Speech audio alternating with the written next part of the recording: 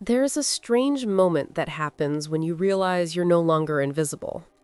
It's not loud, it doesn't come with warnings, it doesn't feel like danger at first.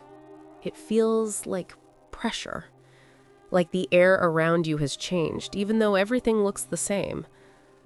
That was how it started for me.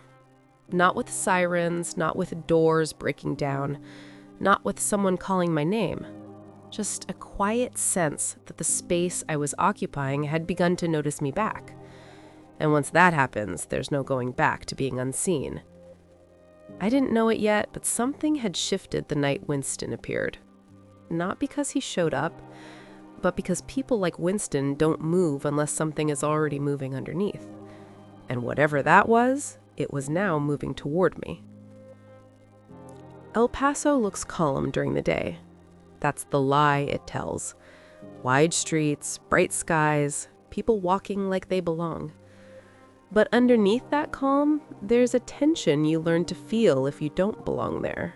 The kind that sits behind polite smiles. The kind that hides inside routines. The kind that waits. I was staying in a small house near the edge of the city. Not a safe house, not a hideout. Just a place where people passed through and tried not to leave marks behind. There were 5 of us now.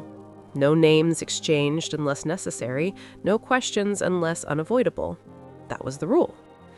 You didn't ask where someone came from, you didn't ask where they were going, because if you didn't know, you couldn't betray it, even by accident.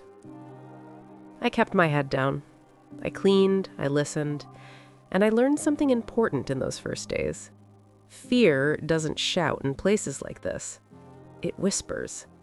It hides inside the pauses between sentences, inside the way conversations stop when someone new walks in, inside the way doors close a little too quietly.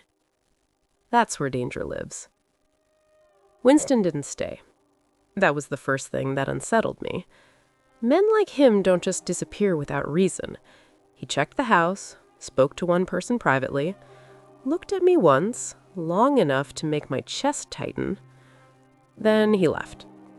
No explanation, no instructions, just absence. And absence is worse than orders, because when someone gives you orders, at least you know what they want. When they leave without saying anything, you're left guessing what they already know. I couldn't sleep that night, not because I was afraid of being caught, but because I was afraid of being remembered. That's when it hit me. Someone had noticed me crossing. Someone had followed the thread far enough to know I existed. Not as a name, not as a file, but as a person worth tracking. That's a dangerous kind of attention. The knock came the next afternoon. Soft, controlled, not rushed. The kind of knock that expects to be answered. Everyone froze. Nobody moved. You learn very quickly in places like this that silence is a decision, and every decision has a cost. The woman closest to the door shook her head slowly. No.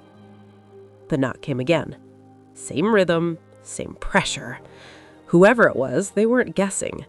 They knew someone was inside. I felt my heart beating in my throat. Not because I thought it was immigration, but because I knew it wasn't. This wasn't official. This was personal. A man's voice came through the door. Calm, almost polite. Just want to ask a question. No one answered. I know you're there. No need to make this harder. That was when I understood something. They weren't here for everyone. They were here for someone specific. And something deep in my body told me that someone was me.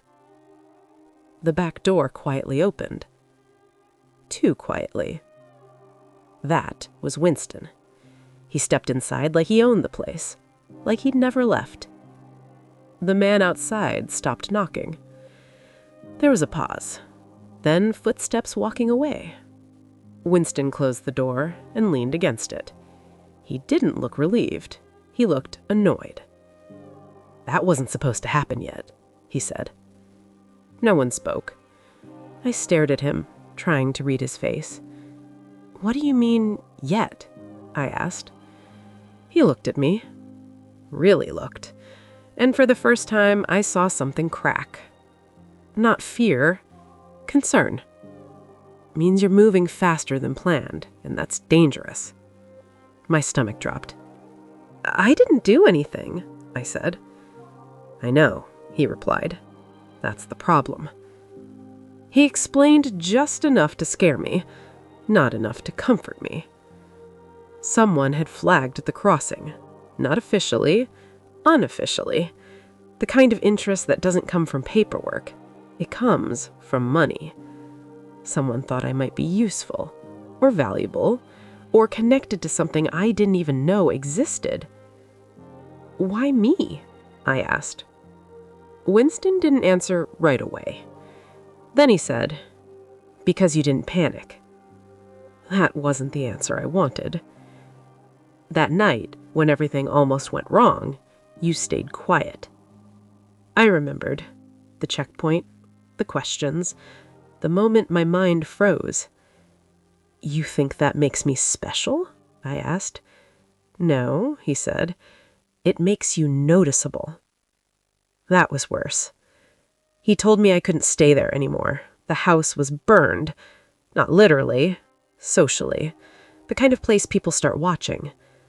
That night, we moved again. Different neighborhood, different faces, same rules. But this time, something had changed. I wasn't just hiding. I was being placed, moved like a piece on a board I couldn't see. And Winston was suddenly closer. Watching, correcting, protecting, or controlling. I wasn't sure yet. What I did know was this. Every step forward now came with someone else's permission, and once you need permission to move, you're no longer free. That night, lying on a mattress that smelled like someone else's fear, I thought about my father, Malcolm, the man who had taught me how to stay calm by doing nothing at all, how to disappear in plain sight. I used to think he was weak for that. Now I understood. He had been practicing survival long before I ever needed it. And somewhere inside me, a question began to form. Not about Winston, not about the border, but about how many of my choices had ever really been mine, and how many had already been decided for me, long before I crossed anything, long before El Paso, long before someone decided I was worth keeping alive.